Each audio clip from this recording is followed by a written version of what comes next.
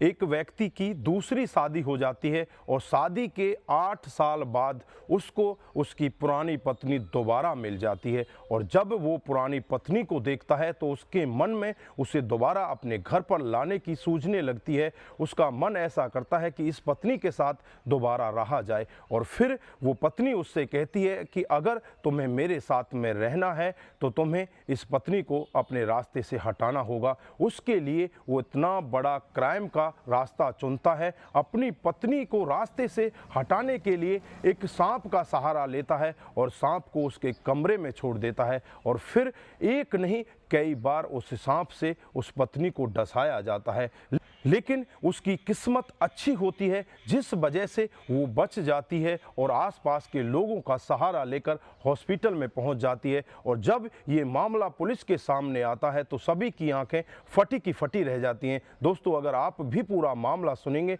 तो एक बार के लिए आपके पैरों तले जमीन खिसक जाएगी कि एक पति अपनी पत्नी को रास्ते से हटाने के लिए इतने बड़े क्राइम को भी अंजाम दे सकता है। तो आइए दोस्तों, जानते हैं पूरा मामला क्या था। नमस्कार, जय हिंद। आप देख रहे हैं एपीएच न्यूज़ राहुल रावत के साथ। तो आज की जो मैं हकीकत की घटना आपको बताने जा रहा हूं, मध्य प्रदेश में एक जिला पड़ता है मंदसौर और यहीं का यशोदावन का एक गांव है माल्याखेड़ी गांव। ये माल्याखेड़ी गांव की हकीकत की घटना है। 8 मई 2022 की सुबह 5 बजे का वक्त होता है जब एक महिला रोती हुई चीखती हुई अपने पड़ोसियों के घर में पहुंचती है और उनसे कहती है कि मुझे बचा लीजिए, मुझे सांप ने डस लिया है। आनन फानन में ही वो लोग उसे नज़दीकी हॉस्पिटल में ले जाते हैं और वहाँ पर हॉस्पिटल वाले तुरंत ही पुलिस को बुला लेते हैं। इधर हॉस्पिटल में उस लेडीज का इलाज चल रहा होता है। पुलिस भी मौके पर पहुंच जाती है और पुलिस जब उस लेडीज से पूछताछ करती है तो लेडीज अपना नाम अलीमा बताती है और अपनी उम्र 32 साल बताती है और कहती है कि साहब, आज से 8 साल पहले हमारी शादी होती है। शादी जिससे होती है उसका नाम मौजिम होता है और हमारा एक 5 साल का बेटा भी है। करने के बाद हम एक दूसरे के साथ बड़े अच्छे से रहते हैं और एक दूसरे के साथ बड़े खुश होते हैं। जैसे ही शादी को लगभग 7.5 साल हो जाते हैं तब ही जो मेरा पति होता है मौजिम, इसकी मुलाकात उसकी दूसरी पत्नी से हो जाती है।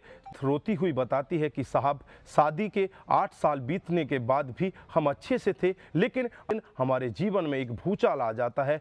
मुझे नहीं पता था कि इसकी पहले भी शादी हो चुकी है। तब मुझे पता चलता है कि इसकी पहले भी एक पत्नी है और उस पत्नी से इसकी मुलाकात होती है तो इसकी नज़दीकियां उसके साथ बढ़ने लगती हैं।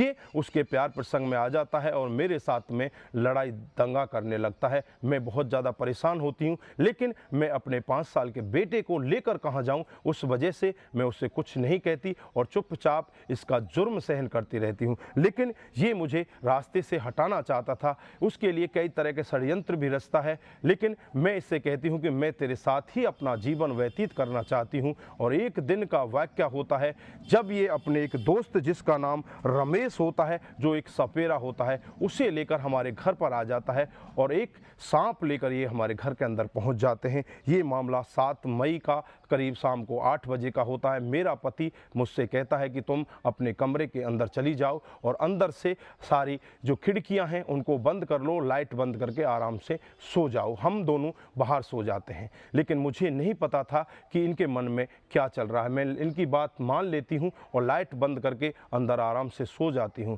लेकिन जैसे ही ये आपस में खुशबुसाने लगते हैं, मुझे इनकी आवाज़ सुनने लगती है। ये कहते हैं कि अब इसको सांप से डसा दिया जाएगा। लेकिन जब मैं इनकी बात सुनती हूं तो एकदम से लाइट जला देती हूं और लाइट जलते ही ये दोनों एकदम से मेरे कमरे के अंदर आ जाते हैं और मेरे मुंह को बंद करके और मेरे पैरों पर सांप से डसा देते हैं। उसके बाद मैं वहीं पर बेहोश हो जाती हूं और बेहोश होने के 1 घंटे बाद मुझे फिर से होश आता है और जब मुझे होश आता है तो मैं चीखने लगती हूँ, चिल्लाने लगती हूँ। फिर ये दोबारा मेरे कमरे के अंदर आते हैं और फिर मेरे मुंह को बंद करके फिर मुझे सांपों से डसा देते हैं। उसके बाद ये फिर बाहर निकल जाते, मुझे होश नहीं होता। सुबह के 5 बजे मुझे होश आता है और जब मैं अपनी ऐसी हालत देखती हूँ तो मैं वहाँ से एकदम बाहर निकलती हूँ, देखती हूँ कि वहाँ पर कोई भी नहीं है। फिर मैं अड़ोसी पड़ोसियों को जाकर सारा मामला बताती हूँ तो अड़ोसी पड़ोसी भी यह बात सुनकर एकदम दंग रह जाते हैं और आनन फानन में ही मुझे हॉस्पिटल ले आते हैं। पुलिस भी जब ये पूरा मामला सुन रही होती है तो पुलिस के पैरों तले ज़मीन खिसक जाती है। पुलिस तुरंत ही हरकत में आती है और मौजिम के घर पहुंचती है और मौजिम को अपनी गिरफ्त में लेकर जब उससे पूछताछ करती है तो मौजिम बताता है कि साहब, मेरी इस शादी से पहले भी एक शादी हुई थी और शादी के बाद हम बड़े अच्छे से रहते थे, लेकिन एक तस्करी के केस में मैं जेल चला जाता हूं और जैसे ही मैं जेल से वापस छूट कर आता हूं तो मेरी पत्नी किसी दूसरे लड़के के साथ फरार हो जाती है। मुझे इसका बहुत बड़ा सदमा लगता है। फिर मैं इस अलीमा के साथ शादी करता हूं और शादी के लगभग 8 साल हमें ऐसे ही बीत जाते हैं। इसी दौरान में मुझे मेरी दूसरी पत्नी मिल जाती है। फिर मैं उसके साथ संबंधों में आ जाता हूं, उसके साथ रहना चाहता हूं, उसके साथ शादी रचाना चाहता हूं। इसके बीच में मेरी पत्नी अलीमा आती है और अलीमा को रास्ते से हटाने के लिए जो मेरा मित्र होता है रमेश, जो सपेरा होता है, उससे कहता हूं और वो सपेरा सारा कांड मुझे बताता है कि सांप लेकर आएंगे, इस तरह से इसको मार दिया जाएगा, किसी को कानों कान खबर भी नहीं लगेगी। दोस्तों, जब ये पूरा मामला मौजिम पुलिस को बता रहा होता है तो पुलिस भी एकदम से दंग रह जाती है और तुरंत ही हरकत में आकर रमेश को भी अपनी गिरफ्त में लेती है। उन दोनों को अपनी गिरफ्त में लेकर उनको जेल के अंदर भेज दिया जाता है। इधर जो लेडीज़ होती है अलीमा, उसकी हालत बहुत ज़्यादा ख़राब बनी हुई थी।